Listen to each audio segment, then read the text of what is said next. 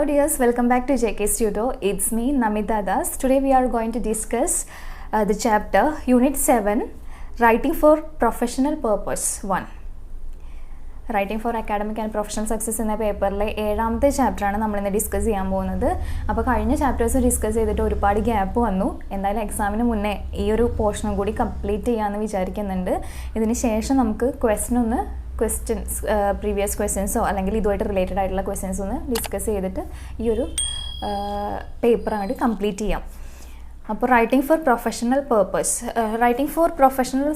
Purpose എന്നുള്ള ഈ ഒരു ചാപ്റ്റർ നോക്കിയപ്പോൾ എനിക്ക് കാണാൻ സാധിച്ച കാര്യം ഇതിൽ മിക്കവാറും ടോപ്പിക്സ് എല്ലാം നമ്മൾ മുന്നുള്ള ചാപ്റ്റേഴ്സിൽ കംപ്ലീറ്റ് ചെയ്തിട്ടുള്ള കാര്യമാണ്. അപ്പോൾ ആ വീഡിയോസ് എല്ലാം കണ്ടിട്ടില്ല അല്ലെങ്കിൽ ആ ചാപ്റ്റേഴ്സ് എല്ലാം പഠിച്ച ഒരാളെ സംബന്ധിച്ചിടത്തോളം ഈ ഒരു പോർഷൻ വളരെ ഈസി ആയിട്ട് പഠിക്കാൻ പറ്റും. ഏകദേശം ഈ ഒരു അക്കാഡമിക് എന്ന സബ്ജക്റ്റിൻ്റെ ഒരു സ്റ്റൈല് നമുക്ക് മനസ്സിലായിട്ടുണ്ടായിരിക്കാം. അപ്പോൾ വളരെ ഈസി ആയിട്ട് ഫോളോ ചെയ്യാൻ പറ്റിയിട്ടുള്ള ഒരു പോർഷനാണ് writing for professional purpose 1. Just നോക്കാം. ഇതിലെ ഫസ്റ്റ് ഒരു ടോപ്പിക്ക് ബുക്ക് റിവ്യൂ ആണ്. ബുക്ക് റിവ്യൂ എന്താണ്? Book review is a special form of academic writing that gives a student the opportunity to critically examine a topic in detail. Book reviews plays an important role in academic communication. If you are going to review a book, you should. ഇത്രയും കാര്യങ്ങൾ തന്നിട്ട് കുറച്ച് points ഇതിൽ തന്നിട്ടുണ്ട്. അപ്പോൾ book review എന്താണ്? Book review എന്ന് പറഞ്ഞാൽ അക്കാഡമിക് റൈറ്റിങ്ങിൽ വളരെ ഇമ്പോർട്ടൻ്റ് ആയിട്ട് നമ്മൾ ചെയ്യുന്ന ഒരു കാര്യമാണ്, അല്ലെങ്കിൽ എഴുതുന്ന ഒരു കാര്യമാണ്. ഈ ഒരു ബുക്ക് റിവ്യൂയിലൂടെ ഒരു സ്റ്റുഡൻറ്റിന് കിട്ടുന്ന ഓപ്പർച്യൂണിറ്റി എന്താണെന്ന് വെച്ചാൽ ഒരു പുസ്തകത്തെ ക്രിറ്റിക്കലായിട്ട് നമുക്ക് പഠിക്കാൻ പറ്റും. നമ്മൾ ജസ്റ്റ് ഒരു പുസ്തകം വായിച്ചതിന് ശേഷം എന്തെങ്കിലും നമ്മുടെ ഒരു ഒപ്പീനിയൻ ജസ്റ്റ് പറയാതെ ക്രിറ്റിക്കലി നമുക്കൊരു പുസ്തകത്തെ ഇവാലുവേറ്റ് ചെയ്യുക, അതിലെ പോയിൻറ്റ്സും കാര്യങ്ങളും പഠിച്ചെടുത്ത് നമുക്കൊരു എസ്സേ തയ്യാറാക്കാൻ പറ്റും. അത്തരത്തിലുള്ളൊരു റൈറ്റിങ്ങിനെയാണ് നമ്മൾ ബുക്ക് റിവ്യൂ എന്ന് പറയുന്നത്. അപ്പോൾ നോക്കാം. If you are going to review a book, you should. നിങ്ങളൊരു ബുക്കിനെ റിവ്യൂ ചെയ്യാൻ പോകുകയെന്നുണ്ടെങ്കിൽ നിങ്ങൾ പ്രത്യേകം ശ്രദ്ധിക്കേണ്ട ചില കാര്യങ്ങൾ ഇതിൽ പോയിന്റ് വൈസ് ആയിട്ട് കൊടുത്തിട്ടുണ്ട്. അത് ജസ്റ്റ് ഒന്ന് വായിച്ചു വിടാം.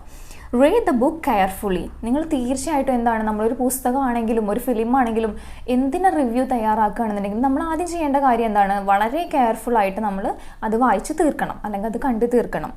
Right down your impression. നിങ്ങളുടെ ഇംപ്രഷൻ എന്താണ്? നിങ്ങൾക്ക് അത് കണ്ടതിന് ശേഷം അല്ലെങ്കിൽ വായിച്ചതിന് ശേഷം നിങ്ങൾക്ക് ഉണ്ടായിട്ടുള്ള ഇംപ്രഷൻസ് എന്താണ്, അത് എഴുതി തയ്യാറാക്കണം. Research the author and his other works. അതിനുശേഷം എന്താണ്, ആ ഓതറെ കുറിച്ച് അദ്ദേഹത്തിൻ്റെ മറ്റുള്ള വർക്ക്സിനെ കുറിച്ച് റിസർച്ച് ചെയ്ത് കൂടുതൽ ഡീറ്റെയിൽസ് കളക്ട് ചെയ്യണം.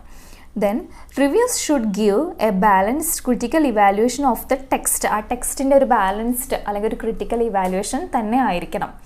Then evaluate the contribution of the text. ആ ടെക്സ്റ്റിൻ്റെ കോൺട്രിബ്യൂഷൻ ഇവാലുവേറ്റ് ചെയ്യണം. അതുപോലെ set the work in a larger broader context. ആ ഒരു വർക്കിനെ ഒരു ലാർജർ ബ്രോഡർ കോണ്ടെക്സ്റ്റിൽ സെറ്റ് ചെയ്യാം. Then identifies the strength and weakness of the ആർഗ്യുമെൻസിൻ്റെ സ്ട്രെങ്ത്തും വീക്ക്നെസ്സും ഐഡൻറ്റിഫൈ ചെയ്യാം. Involves the reader in the discussion. ആ ഡിസ്കഷനിൽ റീഡറിനെ കൂടി ഇൻവോൾവ് ചെയ്യാം. Then make sure that your review contain the title, the author, the publisher, the publication date, the format, the price, the number of pages, edition and the ISBN number.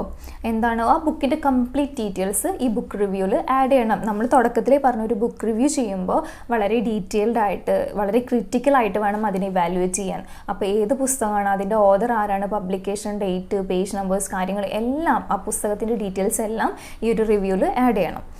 Then the review is actually a report that will have an introduction, a logical description, your findings, conclusion and recommendation. Your review should be direct and personal, and your main purpose is to give a clear overview and evaluation of the work.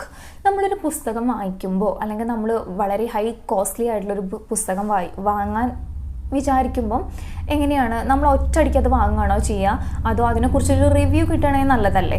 അപ്പോൾ എന്തിനാണ് നമ്മളൊരു പുസ്തകത്തെക്കുറിച്ച് review ചെയ്ത് കഴിഞ്ഞാൽ അതെപ്പോൾ success ആവുമെന്ന് ചോദിച്ചു കഴിഞ്ഞാൽ അതിൻ്റെ complete details ഒരു റീഡറിന് കിട്ടണം. അതായത് നമുക്ക് ആ പുസ്തകത്തിൻ്റെ ഓവറോൾ അതിൻ്റെ കംപ്ലീറ്റ് ആയിട്ടുള്ള കാര്യങ്ങൾ, അതിൻ്റെ ഇമ്പോർട്ടൻസ് ആയിട്ടുള്ള കാര്യങ്ങൾ എല്ലാം റീഡർക്ക് കൊടുക്കാൻ സാധിക്കണം. അതായത് നമ്മുടെ റിവ്യൂ വായിച്ചു കഴിഞ്ഞാൽ ആ പുസ്തകം നല്ലതാണോ അല്ലെങ്കിൽ ചീത്തതാണോ അല്ലെങ്കിൽ അതിൻ്റെ ഇമ്പോർട്ടൻസ് അല്ലെങ്കിൽ അതിൻ്റെ ബെനിഫിറ്റ്സ് അങ്ങനെ എല്ലാ കാര്യങ്ങളും ആ പുസ്തകത്തിൻ്റെ കണ്ടൻറ്റിനെ കുറിച്ച് എല്ലാം അയാൾക്ക് ആ വായനക്കാരന് മനസ്സിലാക്കാൻ സാധിക്കണം. അപ്പോൾ ഒരു ബുക്ക് റിവ്യൂ എന്ന് പറഞ്ഞാൽ ആ ബുക്കിനെ കുറിച്ച് ഒരു ഓവറോൾ കംപ്ലീറ്റ് ഐഡിയ പ്രൊവൈഡ് ചെയ്യാൻ കഴിയുന്ന ഒരു റൈറ്റിംഗ് ആണ് ബുക്ക് റിവ്യൂ.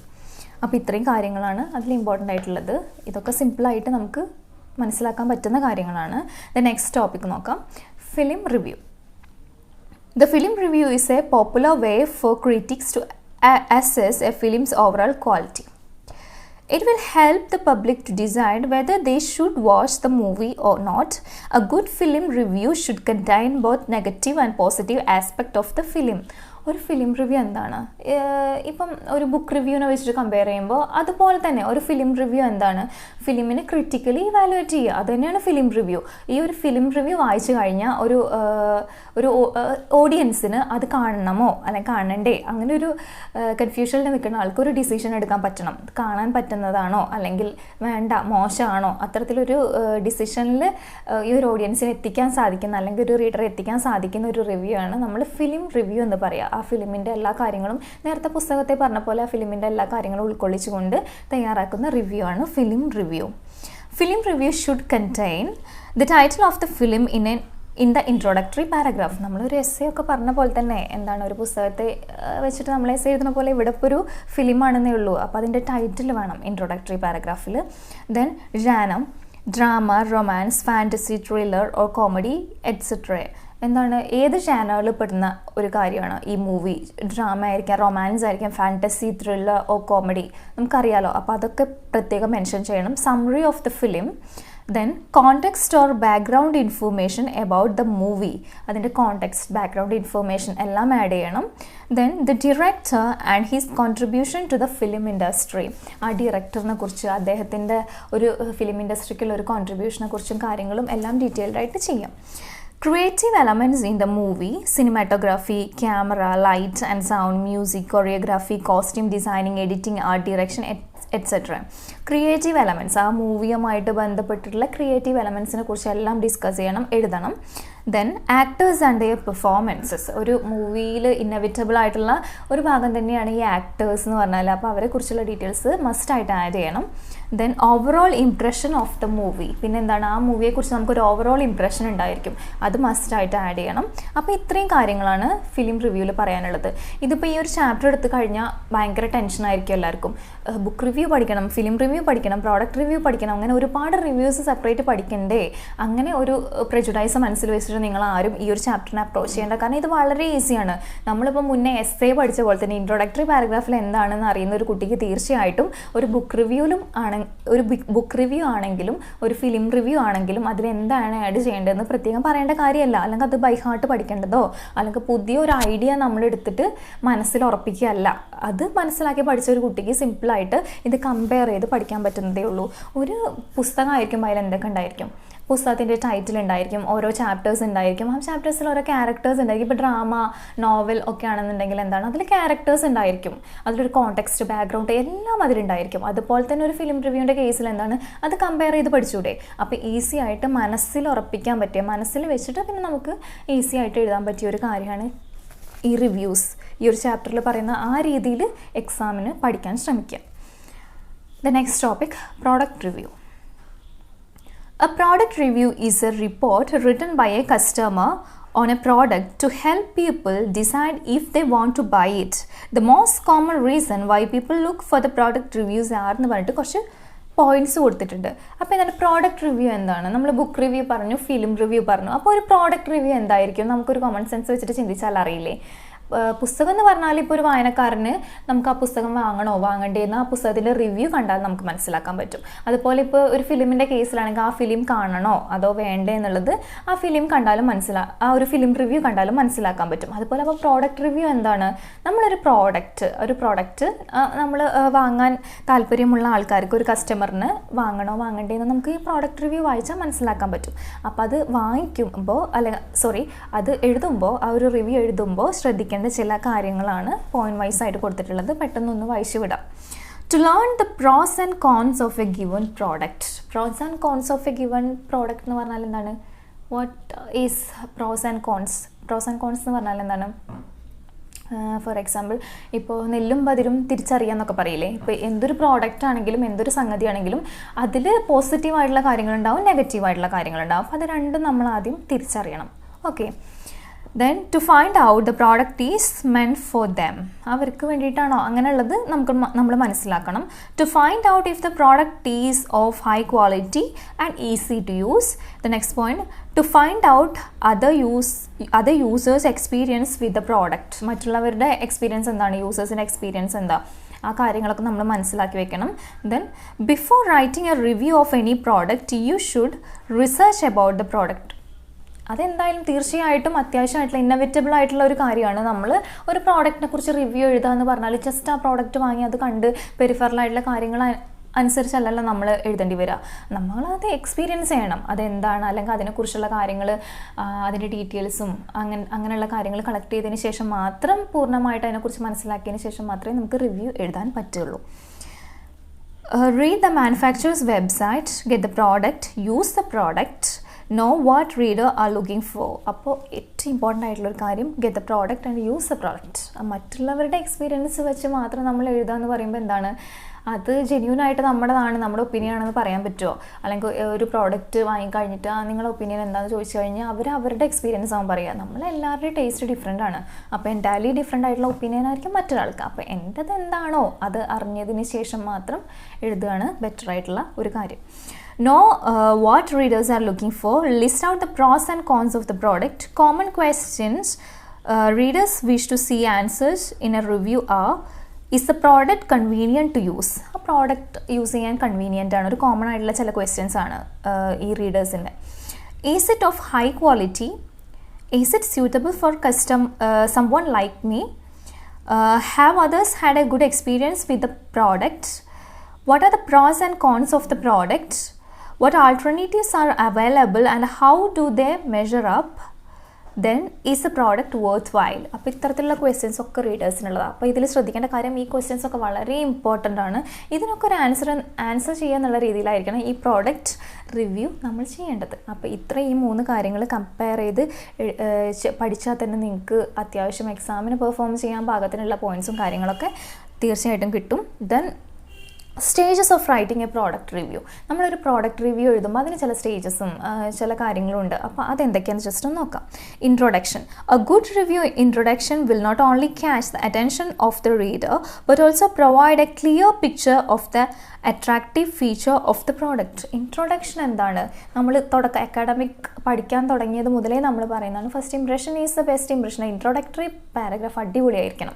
അതായത് ഇൻട്രൊഡക്ടറി പാരഗ്രാഫിൽ എന്താണ്, ഈ ഒരു പ്രോഡക്റ്റിനെ കുറിച്ച് മെൻഷൻ ചെയ്യുക എന്നുള്ളതിലുപരി അതിൻ്റെ അട്രാക്റ്റീവായിട്ടുള്ള കാര്യങ്ങൾ, അതിൻ്റെ ഫീച്ചേഴ്സും കാര്യങ്ങളൊക്കെ ഒന്ന് നല്ല രീതിയിൽ പ്രസൻറ്റ് ചെയ്യാൻ പറ്റണം. Then target group. Include information on who are the beneficiaries of the product and why they want to use it. Teaching new customers about the product is an important aspect of product review. അത് ആരാണ് ഇത് use ചെയ്യുന്നത് അവരെക്കുറിച്ച് നല്ല ധാരണ ഉണ്ടായിരിക്കും. അതേപോലെ പുതിയ ആൾക്കാരെ നമുക്ക് ഇത് വാങ്ങാൻ വേണ്ടിയിട്ട് നമുക്ക് എന്താ പറയുക, പുതിയ കസ്റ്റമേഴ്സിനെ കൂടെ വാങ്ങിപ്പിക്കുന്ന രീതിയിലൊക്കെ നമുക്ക് ഈ കാര്യത്തെ പ്രസൻറ്റ് ചെയ്യാം. Then the main benefit. There are always some benefits a product has to offer and listing them properly in the review will help the customer to make better use of it. ഈ ഒരു റിവ്യൂവിൻ്റെ ഒരു use എന്ന് പറഞ്ഞാൽ എന്താണ്, ഒരു കസ്റ്റമറിന് ഒരു product വാങ്ങണം, അപ്പോൾ അതിന് ഓഫർ ചെയ്യുന്ന ചില ക്വാളിറ്റീസ് ഉണ്ട്. നമ്മൾ എന്തൊരു പ്രോഡക്റ്റ് ആണെങ്കിലും ഏത് ആഡ്സിലാണെങ്കിലും അവർ പറയുമല്ലോ ഇതിൻ്റെ പോസിറ്റീവായിട്ടുള്ള കാര്യങ്ങളായിരിക്കുമല്ലോ തുടക്കത്തിൽ തന്നെ പറയുക. അപ്പോൾ അത്തരത്തിലുള്ള കാര്യങ്ങൾ മിസ്സാവാതെ എല്ലാം നന്നായിട്ട് ലിസ്റ്റ് ഔട്ട് ചെയ്താൽ ഒരു കസ്റ്റമറിന് ഈ ഒരു റിവ്യൂ വായിച്ചതിന് ശേഷം പ്രോഡക്റ്റ് ചൂസ് ചെയ്യാൻ നല്ല എളുപ്പമായിരിക്കും. അപ്പോൾ ആ കാര്യം ഒന്ന് ശ്രദ്ധിക്കാം. Then B balanced. Talk about what you liked and disliked about the product. Compare the similar product available to buyers. Analyze the pros and cons of the each. അപ്പോൾ എന്താണ്, നമ്മൾ അതിൻ്റെ പ്രോസും കോൺസും നമ്മൾ അത് ഒന്ന് ക്ലിയർ ആയിട്ട് കാണിക്കുക എന്ന് പറഞ്ഞാൽ അതിൻ്റെ ബെനഫിറ്റ്സ്, അതുപോലെ അതിൻ്റെ നിങ്ങൾക്ക് ഇഷ്ടപ്പെട്ട കാര്യങ്ങൾ, നിങ്ങൾക്ക് ആ പ്രോഡക്റ്റിനെ കുറിച്ച് ഇഷ്ടപ്പെടാത്ത കാര്യങ്ങൾ, അതിൻ്റെ ബെനഫിറ്റ്സും കാര്യങ്ങളും, അപ്പോൾ അതൊക്കെ ക്ലിയറായിട്ട് വായനക്കാരിലേക്ക് എത്തിക്കാൻ സാധിക്കണം. Then practical details. Cover things like price, where to get the product, about the guarantee, delivery time and so on. അപ്പോൾ അതിൻ്റെ പ്രാക്ടിക്കൽ ഡീറ്റെയിൽസ് എല്ലാം കൊടുക്കണം. അതിൻ്റെ പ്രൈസും കാര്യങ്ങളും ഇപ്പോൾ ഒരു ബുക്കാണെന്നുണ്ടെങ്കിലും എന്താണെങ്കിലും ഇത്തരത്തിലുള്ള കാര്യങ്ങൾ ഡീറ്റെയിൽസ് കൊടുക്കണ്ടേ. അവർക്കത് വാങ്ങാൻ ഉള്ള അല്ലെങ്കിൽ അവർക്കത് വാങ്ങണമെന്നുണ്ടെങ്കിൽ അതിൻ്റെ കുറച്ച് ഡീറ്റെയിൽസ് അറിയണ്ടേ നമുക്കൊരു പ്രോഡക്റ്റ് വാങ്ങണമെങ്കിൽ. അപ്പോൾ അത്തരത്തിലുള്ള എല്ലാ ഡീറ്റെയിൽസും മിസ്സാവാതെ പ്രൊവൈഡ് ചെയ്യാൻ കഴിയണം. Then conclusion. Summarize the benefits and the flaws of product and evaluate whether the product's quality is up to company's market. Summarize the benefit and flaws of the product and evaluate whether the product's quality is up to company's marketing. അതിൻ്റെ ഈ ഒരു പ്രോഡക്റ്റിൻ്റെ ബെനഫിറ്റ്സും കാര്യങ്ങളും എല്ലാം നല്ല രീതിയിൽ നല്ല clear ആയിട്ട് അതിൻ്റെ ഡീറ്റെയിൽസ് കൊടുക്കാനും ഇതിൻ്റെ എല്ലാ ബെനഫിറ്റ്സും ക്ലിയർ ആയിട്ട് വായനക്കാരിലേക്ക് എത്തിക്കാനും ഈ ഒരു റിവ്യൂയിലൂടെ സാധിക്കണം. അപ്പോൾ അത്രയും കാര്യങ്ങളാണ് ഈ ഒരു പ്രോഡക്റ്റ് റിവ്യൂ എന്ന് പറഞ്ഞിട്ടുള്ള ഭാഗത്ത് പറഞ്ഞിട്ടുള്ളത്. Then next writing case studies. Case studies നമ്മൾ മുന്നത്തെ ഒരു വീഡിയോയിൽ ഡിസ്കസ് ചെയ്തിട്ടുള്ളൊരു പോർഷനാണ്. അപ്പോൾ നിങ്ങൾ അതൊന്ന് റെഫർ ചെയ്ത് കഴിഞ്ഞാൽ, ബുക്കൊന്ന് റെഫർ ചെയ്ത് കഴിഞ്ഞാൽ അല്ലെങ്കിൽ ആ വീഡിയോസ് ഒന്ന് കണ്ടു കഴിഞ്ഞാൽ നിങ്ങൾക്ക് കേസ് സ്റ്റഡീനെ കുറിച്ച് ഒരുപാട് ഡീറ്റെയിൽഡ് ആയിട്ടുള്ള കാര്യങ്ങൾ, എന്താണ് കേസ് സ്റ്റഡി, അതിൻ്റെ ഇമ്പോർട്ടൻസും കാര്യങ്ങളും ഒരുപാട് ഡീറ്റെയിൽഡ് ആയിട്ട് നിങ്ങൾക്ക് കിട്ടും. The next writing reports. In this chapter, we focus on how to write a good report. A report is a short, sharp, concise document which is written for a particular purpose and audience. ഒരു report എന്താണ്? ഷോർട്ടായിട്ടുള്ള, അതുപോലെ ഷാർപ്പായിട്ട് concise ആയിട്ടുള്ള ഒരു document which is written four A particular purpose and audience. Particular ആയിട്ടുള്ള ഒരു ഓഡിയൻസിന് വേണ്ടിയിട്ട് അല്ലെങ്കിൽ പെർട്ടിക്കുലർ ആയിട്ടുള്ള ഒരു പർപ്പസിന് വേണ്ടിയിട്ട് എഴുതുന്ന കൺസൈസ് ആയിട്ട് ഷാർപ്പായിട്ടുള്ള ഒരു ഡോക്യുമെൻ്റാണ് റിപ്പോർട്ട് എന്ന് പറഞ്ഞാൽ. Then it generally sets out and analyze a situation or problem, often making recommendations for the future action. ഒരു സെറ്റ് ഓഫ് പ്രോബ്ലംസിനെ കുറിച്ച് അനലൈസ് ചെയ്യുന്ന, ഒരു സിറ്റുവേഷൻ അനലൈസ് ചെയ്യുന്ന ഒരു document. In academic term it might describe an experiment you have conducted. In academic ടേംസിൽ പറയുകയാണെന്നുണ്ടെങ്കിൽ അല്ലെങ്കിൽ ഒരു അക്കാഡമിക്കിൻ്റെ ആ ഒരു ബേസിൽ പറയുകയാണെന്നുണ്ടെങ്കിൽ it describe an experiment you have conducted, first point. Then a survey you have carried out, third point. A composition of alternative proposal to deal with a situation. അപ്പോൾ ഇത്രയും കാര്യങ്ങളെക്കുറിച്ച് ഡിസ്കസ് ചെയ്യുന്ന ഒരു കാര്യമാണ് റൈറ്റിംഗ് റിപ്പോർട്ട്സ് എന്ന് പറഞ്ഞാൽ. അപ്പോൾ അതിൻ്റെ ഡെഫിനിഷൻ ഒന്ന് നന്നായിട്ട് പഠിച്ചു വയ്ക്കുക, പോലെ തന്നെ ഈ 3 പോയിൻറ്റ്സും കൂടി ഒന്ന് മനസ്സിലാക്കി വയ്ക്കുക. Then structure of a report. റിപ്പോർട്ടിൻ്റെ സ്ട്രക്ചറിനെ കുറിച്ചാണ് പറയുന്നത്. First one, the title page. Okay, this should briefly and explicitly describe the purpose of the report. It also includes your name, the date and for whom the report is written. എന്താണ് ഇതിനെക്കുറിച്ച് ബ്രീഫായിട്ട് വളരെ explicit ആയിട്ട് ഈ ഒരു റിപ്പോർട്ടിൻ്റെ purpose എന്താണെന്ന് discuss ചെയ്യുന്ന അല്ലെങ്കിൽ പറയുന്ന ഒരു കാര്യമാണ് ഇത് title page. And it includes your name, date and ഹൂം the report is written. ഇത് വളരെ ഇമ്പോർട്ടൻ്റ് ആയിട്ടുള്ള കാര്യമാണ്. ഇത്രയും കാര്യങ്ങൾ കൂടി നിങ്ങൾ അതിലേക്ക് ആഡ് ചെയ്യണം. Then terms of reference.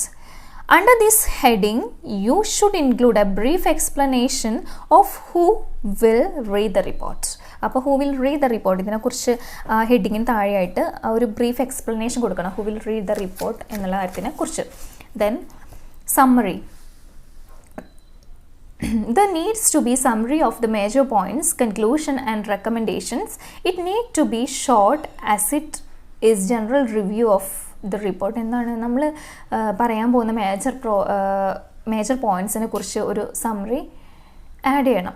അതുപോലെ conclusion and recommendations. It need to be short as it is general review of the report. നമ്മൾ വലിച്ചു വാരി എഴുതാതെ വളരെ ഷോർട്ടായിട്ട് വളരെ കൺസൈസ് ആയിട്ട് കാര്യങ്ങൾ പ്രസൻറ്റ് ചെയ്യാൻ better. Then introduction. The first page of the report needs to have an introduction. You will have to explain the problems and show the reader why the report is being made. First paragraph എന്താണ്? Introduction ആണ്. Introduction നമുക്കറിയാം എന്താണ് ഈ report കൊണ്ട് എന്താണ് ഉദ്ദേശിക്കുന്നത്, എന്ത് പ്രോബ്ലമാണ് നിങ്ങൾ സോൾവ് ചെയ്യാൻ പോകുന്നതിലൂടെ, അല്ലെങ്കിൽ എന്തിനു വേണ്ടിയിട്ടാണ് ഈ റിപ്പോർട്ട് ഉണ്ടാക്കിയിട്ടുള്ളത് എന്നുള്ളത് ഉള്ളതിനെക്കുറിച്ച് ഒരു ക്ലിയർ ആയിട്ട് നിങ്ങൾക്ക് ഒരു ഐഡിയ കൊടുക്കാൻ സാധിക്കണം. അതുപോലെ body. This is the main section of the report. There should be several sections with each having subtitles. Information is usually arranged in order of importance. എന്താണ് ബോഡി പാരഗ്രാഫ് എന്ന് വെച്ചാൽ എന്താണ്? വളരെ സിമ്പിളായിട്ട് നമുക്ക് പറയാൻ പറ്റും. കാരണം ഇതിൻ്റെ ഏറ്റവും ഇമ്പോർട്ടൻ്റ് ആയിട്ടുള്ള മെയിൻ പാരഗ്രാഫാണ് ഈ ബോഡി പാരഗ്രാഫ്. അതിലാണ് നമ്മൾ ഡീറ്റെയിൽസും കാര്യങ്ങളും ഡീറ്റെയിൽഡായിട്ട് കൊടുക്കാം. ഇൻഫർമേഷൻ പ്രൊവൈഡ് ചെയ്യുന്നൊരു പാരഗ്രാഫാണ് ഈ ബോഡി എന്ന് പറഞ്ഞാൽ. Then conclusion. This is where everything comes together.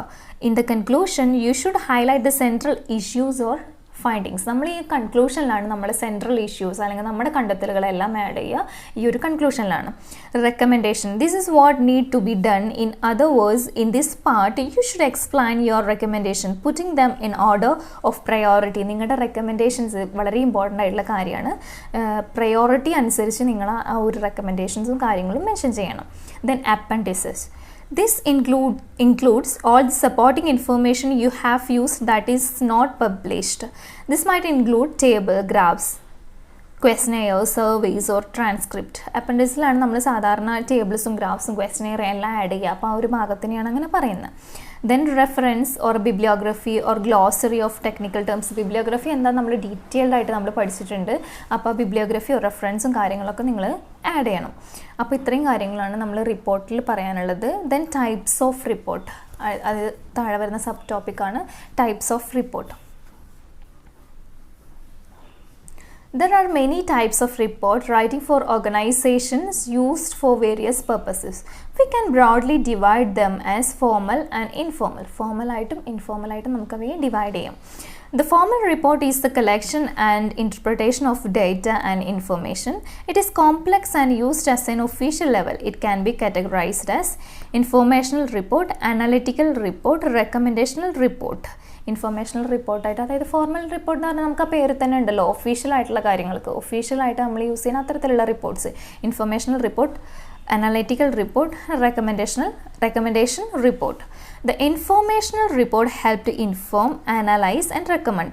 It is written according to organization style and review. അതിനുള്ള എക്സാമ്പിൾസ് കൊടുത്തിട്ടുണ്ട്. Progress report, financial report, feasibility report, credit report et cetera. അപ്പോൾ ഇത്രയും കാര്യങ്ങളാണ് ഈ ടൈപ്സ് ഓഫ് റിപ്പോർട്ട് എന്ന് പറഞ്ഞിട്ടുള്ള പോർഷനിൽ പറയാനുള്ളത്. Then what is recommendation report?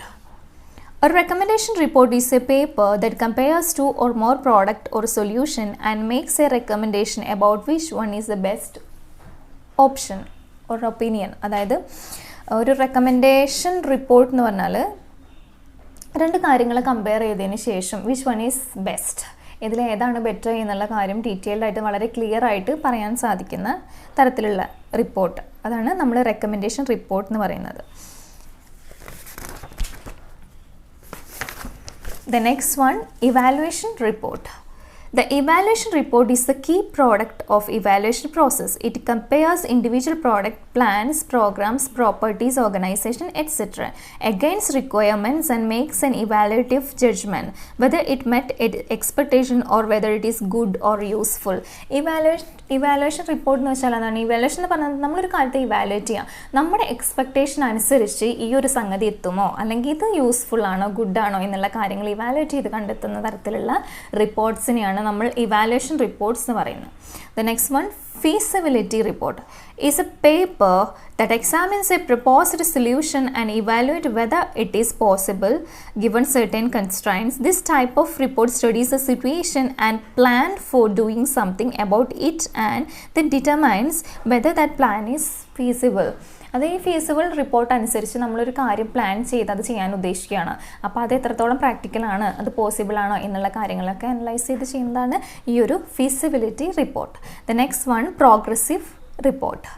A progressive report is an assessment that takes place during project or process that conveys details such as what sub-goals have been accomplished, what resources have been expected, what problems have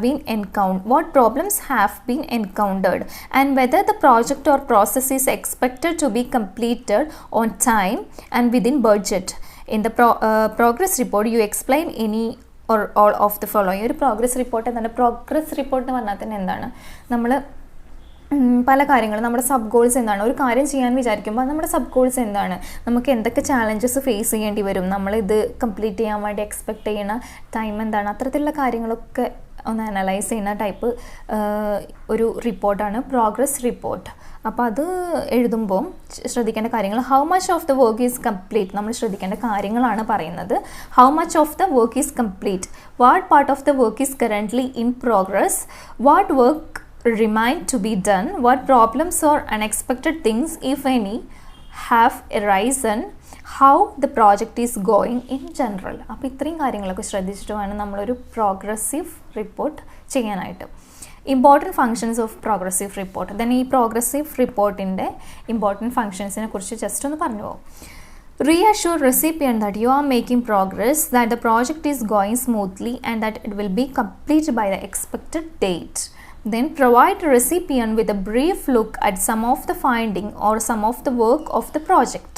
Give recipient a chance to evaluate your work on the project and request changes. Then give you a chance to discuss problems in the project and thus the forward recipient.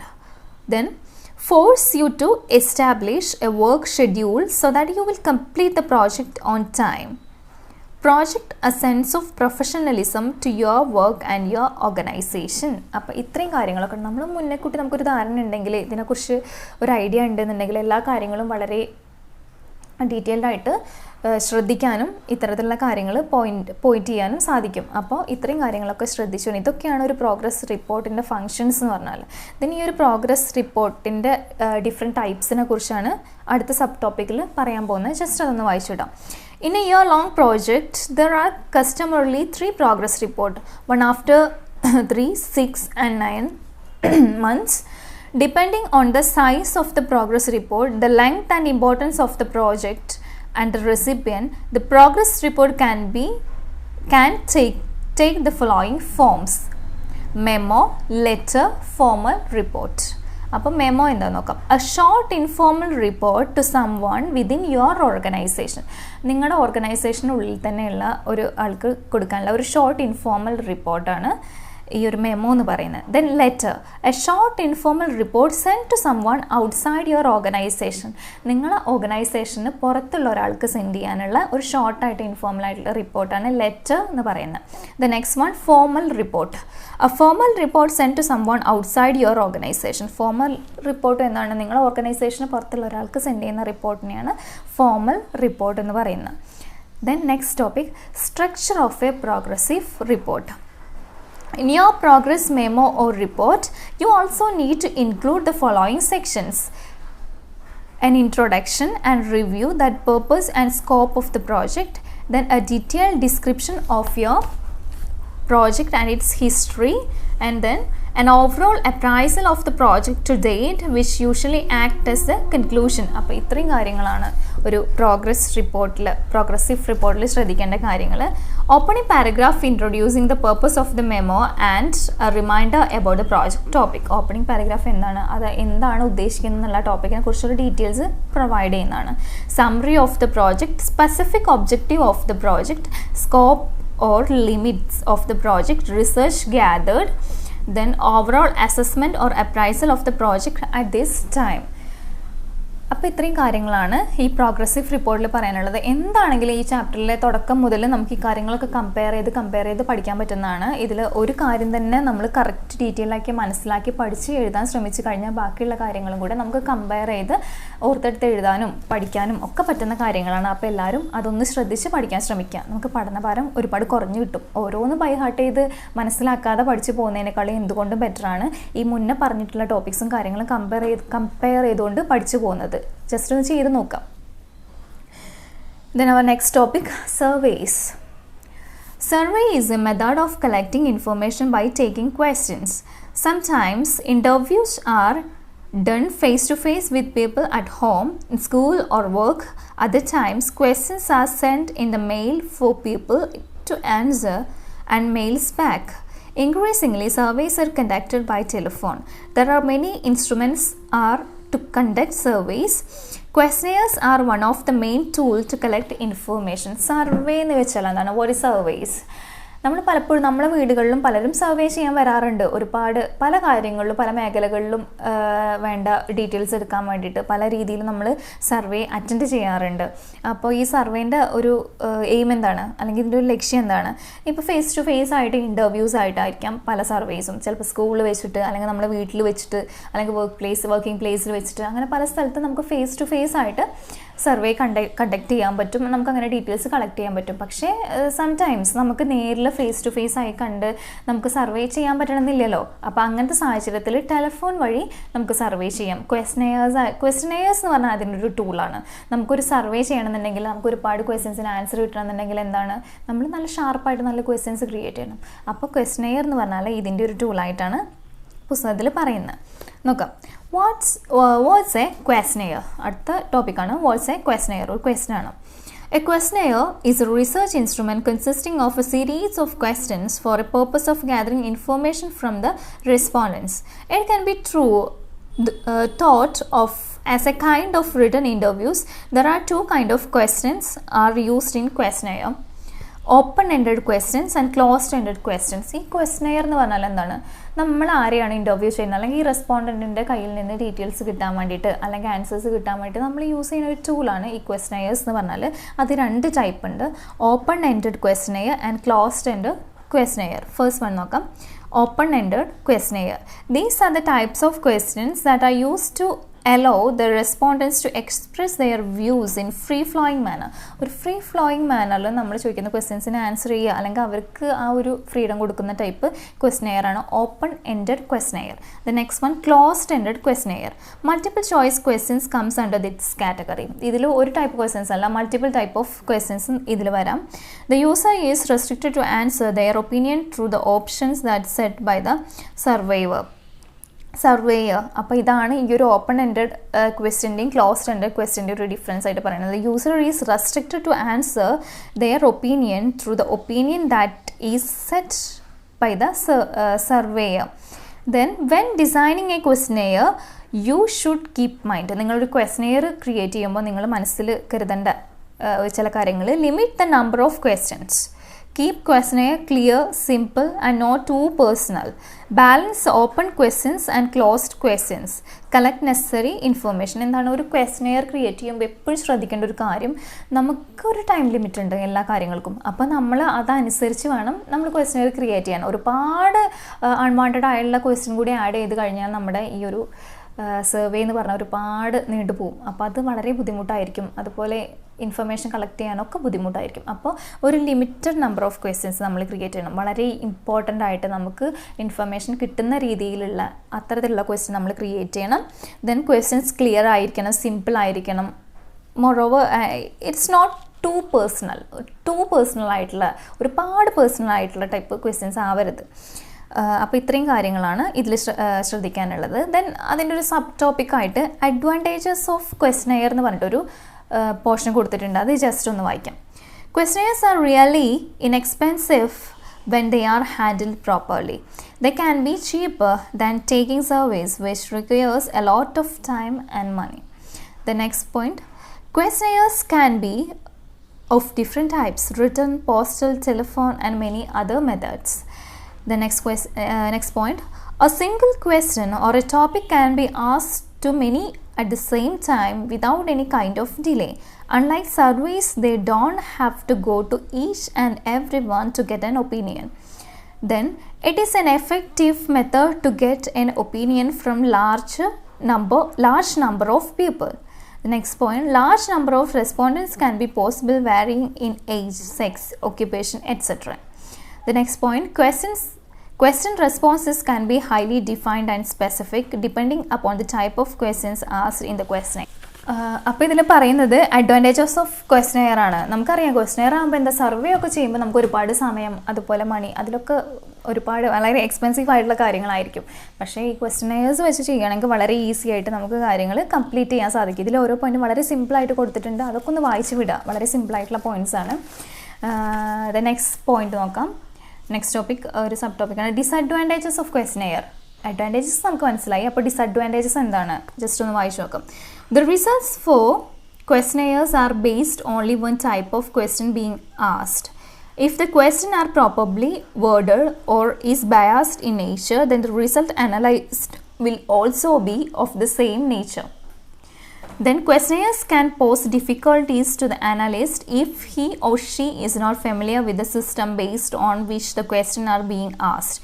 That is, the analyst may not be able to produce the required question and hence the required result cannot be achieved. തീർച്ചയായിട്ടും നമ്മളൊരു questionnaire create ചെയ്യുമ്പോൾ നമുക്ക് അറിവില്ലാത്തൊരു മേഖലയാണെങ്കിൽ അല്ലെങ്കിൽ നമുക്ക് അറിയാത്തൊരു കാര്യത്തെക്കുറിച്ചുള്ള ഒരു questionnaire prepare ചെയ്യുകയാണെന്നുണ്ടെങ്കിൽ നമുക്കത് ഡീറ്റെയിൽ ആയിട്ട് അറിയില്ലെങ്കിൽ നമുക്ക് തോന്നുന്ന കാര്യങ്ങളായിരിക്കും, നമ്മളൊരു ഐഡിയ വെച്ചിട്ട് മാത്രമായിരിക്കും ആ ക്വസ്റ്റനെയർ ക്രിയേറ്റ് ചെയ്യുക. അങ്ങനെയാവുമ്പോൾ നമുക്കതിന് നല്ല ബെസ്റ്റായിട്ടുള്ളൊരു റിസൾട്ട് അല്ലെങ്കിൽ ഒരു ഔട്ട്കം കിട്ടില്ല. കാരണം നമുക്ക് അതിനെക്കുറിച്ച് വലിയ നമ്മൾ ബോധേഡ് അല്ല, അല്ലെങ്കിൽ നമുക്ക് ഒരുപാട് അറിവില്ലല്ലോ.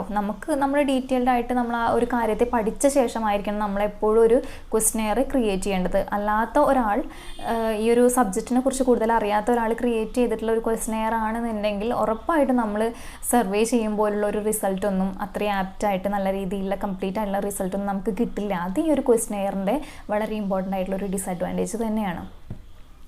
Then questionnaires tend to give an alien feeling to many respondents and hence they are very impersonal irrespective of the situation. Thus many people do prefer face-to-face conversation than answering questionnaire. The next point, the responses rate may be poor in questionnaire. If people do not have time or they don't feel any importance in answering them, this is one of the main disadvantages of questionnaire. Some participants may forget about the whole issue and tend to forget why such questionnaire was present in the first place. Then open-ended questionnaire may take a long time and will produce a large amount of data that will take time to analyze.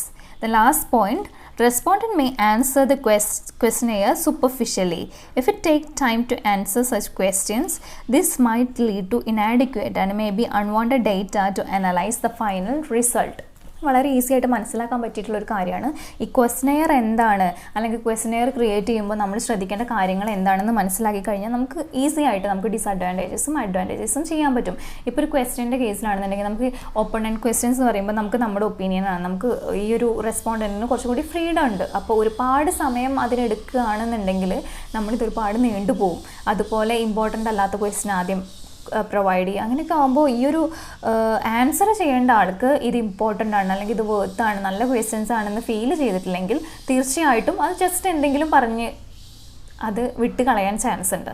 അപ്പോൾ ഈ കാര്യങ്ങളൊക്കെ ഈ ഒരു ക്വസ്റ്റനെയറിൻ്റെ disadvantages ആണ്. അപ്പോൾ ഇത്രയും കാര്യങ്ങളാണ് ഈ ഒരു ചാപ്റ്ററിൽ പറയുന്നത്. എല്ലാം കമ്പയർ ചെയ്ത് പഠിക്കാൻ പറ്റുന്ന ഒരു കാര്യമാണ്. പിന്നെയും കുറച്ച് പുതിയതായിട്ട് തോന്നിയിട്ടുള്ളത് ഈ ഒരു ക്വസ്റ്റനെയറിനെ കുറിച്ചുള്ള ആ ഒരു പോർഷനാണ്. റിവ്യൂസ് ആണെന്നുണ്ടെങ്കിലും എല്ലാം നിങ്ങൾക്ക് കമ്പയർ ചെയ്ത് നല്ല രീതിയിൽ പഠിക്കാൻ പറ്റുന്ന കാര്യങ്ങളാണ്. എക്സാമിന് നന്നായിട്ട് സ്കോർ ചെയ്യാൻ പറ്റിയ ഒരു ഭാഗമാണ്. മനസ്സിരുത്തി ഒരു തവണ വായിച്ച് ഒന്ന് എന്താണെന്ന് മനസ്സിലാക്കി കഴിഞ്ഞാൽ തന്നെ സെൽഫായിട്ട് നിങ്ങൾക്ക് എഴുതാൻ പറ്റും. അപ്പോൾ എല്ലാവരും ശ്രദ്ധിച്ച് ഒരു തവണയെങ്കിലും ടെക്സ്റ്റ് ബുക്കിൽ ആ ഒരു ചാപ്റ്റർ ഒന്ന് വായിച്ച് വിടാൻ ശ്രമിക്കുക. കാരണം എക്സാം ഇത്രയും നീണ്ടുപോയിട്ടുണ്ട്. ഇത്രത്തോളം നീണ്ടുപോകുന്ന ആരും കരുതിയ ഒരു കാര്യമല്ല. പിന്നെ ഈ ഒരു സബ്ജക്റ്റ് എന്ന് പറഞ്ഞാൽ മനസ്സിരുത്തി വായിച്ച് പഠിച്ച് എഴുതേണ്ട ഒരു കാര്യം തന്നെയാണ്. എന്ന് കരുതി ഒരുപാട് ബുദ്ധിമുട്ടുള്ള കാര്യമൊന്നുമല്ല, നിങ്ങൾക്ക് നന്നായിട്ട് സ്കോർ ചെയ്യാൻ തന്നെ പറ്റും. പിന്നെ ഇത്രയും സമയം ഗ്യാപ്പ് വന്നതുകൊണ്ട് സബ്ജക്റ്റുമായിട്ട് ഉണ്ടായിട്ടുള്ളൊരു ഡിസ്റ്റൻസ് അല്ലെങ്കിൽ സബ്ജക്റ്റുമായിട്ട് ഉണ്ടായിട്ടുള്ളൊരു അകൽച്ച കാരണം നിങ്ങൾക്ക് ചിലപ്പോൾ അത് വായിച്ചാൽ മനസ്സിലാവാത്ത അവസ്ഥ വരും. അപ്പം നന്നായിട്ട് മനസ്സിരുത്തി വായിച്ച് കഴിഞ്ഞാൽ നന്നായിട്ട് മനസ്സിലാക്കിക്കൊണ്ട് എഴുതി സ്കോർ ചെയ്യാൻ പറ്റിയ ഒരു പേപ്പർ തന്നെയാണ് അക്കാഡമിക്. അപ്പോൾ എല്ലാവരും നല്ല രീതിയിൽ വായിച്ച് പഠിച്ച് എക്സാമിന് നന്നായിട്ട് സ്കോർ ചെയ്യാൻ ശ്രദ്ധിക്കുക. അപ്പോൾ ഇത്രയും പറഞ്ഞ് ഞാൻ ഈ പോർഷൻ കൺക്ലൂഡ് ചെയ്യുകയാണ്. ഇത് തീർന്നു. ഈ ഒരു പോർഷനിൽ ഇമ്പോർട്ടൻറ്റ് പോയിൻറ്റ്സ് മാത്രമാണ് ഞാൻ ഡിസ്കസ് ചെയ്ത് പോയിട്ടുള്ളത്. എല്ലാവരും മസ്റ്റായിട്ട് ടെക്സ്റ്റ് ബുക്ക് വായിക്കാം. കാര്യങ്ങളൊക്കെ ഒന്ന് നോട്ട് ചെയ്ത് പോയിൻറ്റ്സ് എല്ലാം വിട്ടുപോകാതെ നന്നായിട്ട് പഠിക്കാം. ഇനി അടുത്ത ചാപ്റ്ററായിട്ട് മറ്റൊരു വീഡിയോ ചെയ്യാം.